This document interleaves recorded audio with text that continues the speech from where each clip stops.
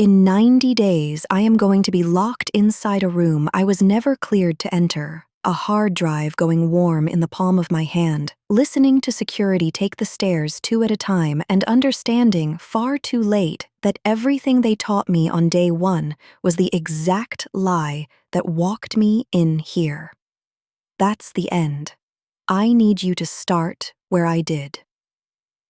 The morning it began. The morning I was happy, badge, lanyard, certain the hard part was behind me. The hard part hadn't been built yet. They were still building it. They were building it for me. Day 1, Meridian Group, data protection officer, a lanyard, a mug that said welcome aboard, and no idea I'd been hired to fail.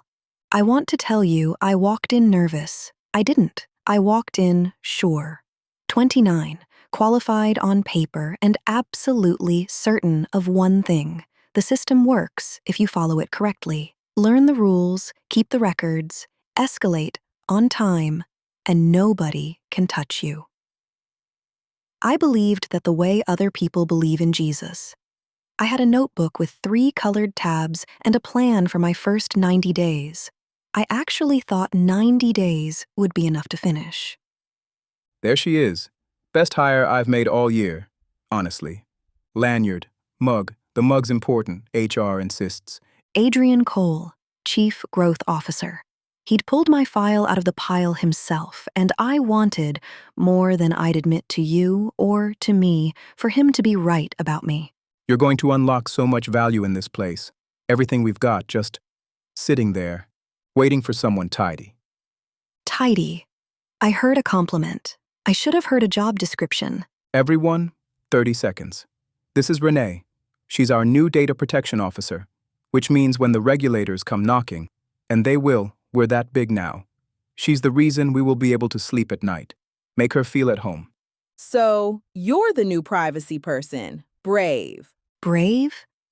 I just mean, it's a lot of house to keep tidy. We move fast here. Growth waits for nobody. The last one who had your job didn't really work out. Nice, though. Serious like you. What happened to them? Honestly, no idea. 1 week they were here, then the org chart just closed over the space. Anyway, welcome. Don't rock the boat too hard in week 1. I filed that under office gossip and forgot it for exactly 48 hours. Write that down as the first thing I got wrong. Renee, perfect. Quick one. We're going to start collecting customers' ID numbers for the new service. National ID, the full number. We're allowed to do that, right? I'll log the request and come back to you. It's a yes or no. You're the privacy person. And there it was. The exact term sitting on my tongue. Lawful basis. The thing that decides whether you're even allowed to hold a piece of data in the first place, not whether it's useful, whether it's permitted. I knew where the form lived. I knew who to escalate to. I did not know the answer. In front of the one man whose good opinion I'd walked in wanting. It depends what you're relying on to collect it. I'll confirm the basis and put it in writing. So, a maybe. Great. Very reassuring. She'll get you a proper answer. That's what she's for. Relax. We're not taking anything off anyone. We're unlocking value that's already just sitting there. He said it like a favor. He said everything like a favor. And the law does not care how warm the room is or how tidy your process is. If you're holding data you've got no lawful basis to hold. That was the first minute I understood the job was bigger than me, and the first minute I let it show. So I did what I always did. I went to the source.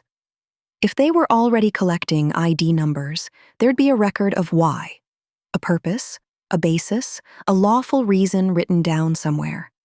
There always is. That's the rule. ID numbers. Fine.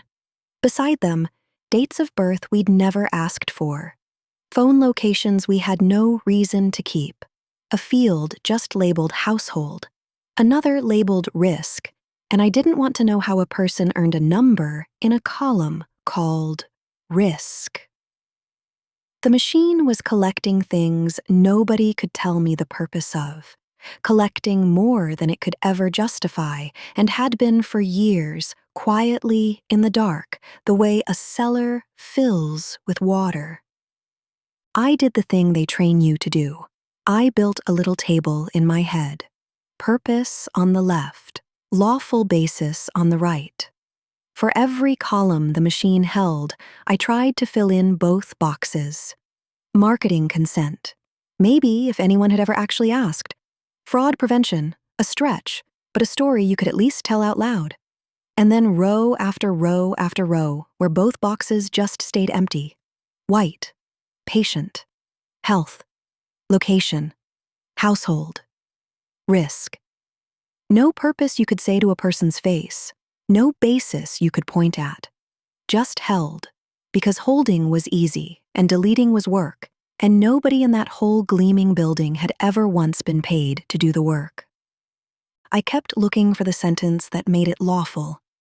There wasn't one. Not buried, not misfiled, absent. And a database that has no lawful basis to exist isn't a mess you tidy. It's unlawful. Full stop. I was 3 hours into the job, and I'd found a room in the house with no floor, and everyone was walking across it like it was solid ground. Like I was the strange one for looking down. I told myself, this is what the role is for. So I wrote the charter. The page that says what a DPO is actually allowed to do.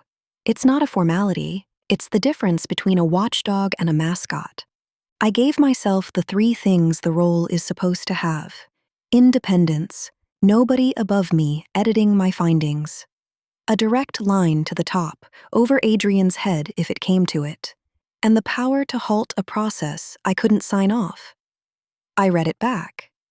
It read like a spine. I sent it up clean, and I felt, God help me, proud.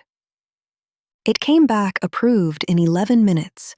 I actually smiled, and that's the part I still can't forgive myself for. Then I saw it. 1 line.